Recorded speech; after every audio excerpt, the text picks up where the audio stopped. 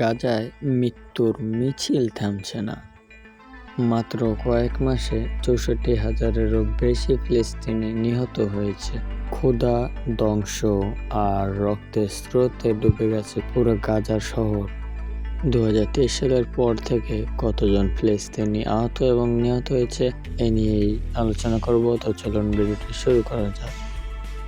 ২০২৩ সালের অক্টোবর মাস থেকে ইসরায়েলের গাজার উপর গণহত্যামূলক যুদ্ধে অন্তত ৬৪,৩৬৮ জন ফিলিস্তিনি নিহত হয়েছে।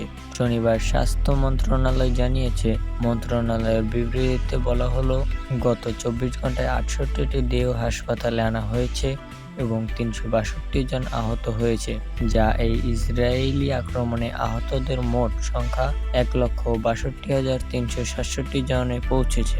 অনেক হতাহত এখনও ধ্বংসস্তূপের নিচে এবং সড়কে আটক রয়েছেন, যেহেতু উদ্ধারকারীরা তাদের কাছে পৌঁছতে পারছেন না। এই জন্য বিবৃতিতে যোগ করা হয়েছে। মন্ত্রণালয় আরও উল্লেখ করেছে, গত ২৪ ঘন্টায় মানবিক সহায়তা নেওয়ার চেষ্টা করার সময় ইসরায়েলি সেনাদের গুলিতে ২৩ জন ফিলিস্তিনিও নিহত এবং আরও ১৪৩ জন আহত হয়েছে।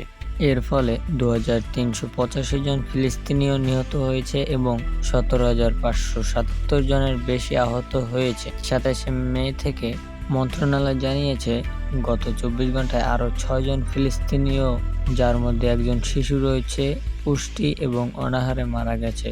এতে অক্টোবর ২০২৩ সাল থেকে শুরু হওয়া ক্ষুধা সংক্রান্ত মৃত্যু সংখ্যা ৩৮২ জনে পৌঁছেছে, যার মধ্যে ১৩৫ জন শিশু।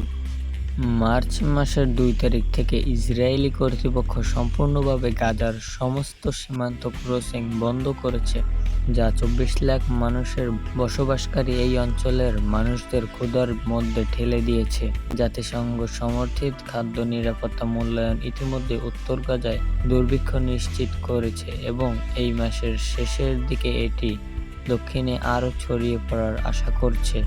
মার্চ ১৮ তারিখ থেকে ইসরায়েলি সেনারা গাজার উপর তাদের হামলা পুনরায় শুরু করেছে এবং এরপর থেকে ১১,৮২৮ জন নিহত এবং ৫০,৩২৬ জন আহত হয়েছে।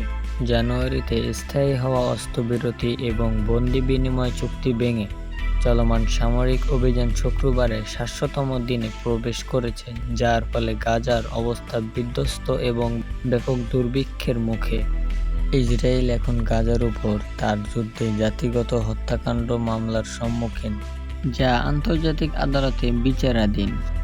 তো আজকে এই পর্যন্তই। সবাই ভালো থাকুন, সুস্থ থাকুন এবং ভিডিওটি ভালো লাগলে লাইক, কমেন্ট আর শেয়ার করতে ভুলবেন না। চ্যানেলটিকে অবশ্যই সাবস্ক্রাইব করুন।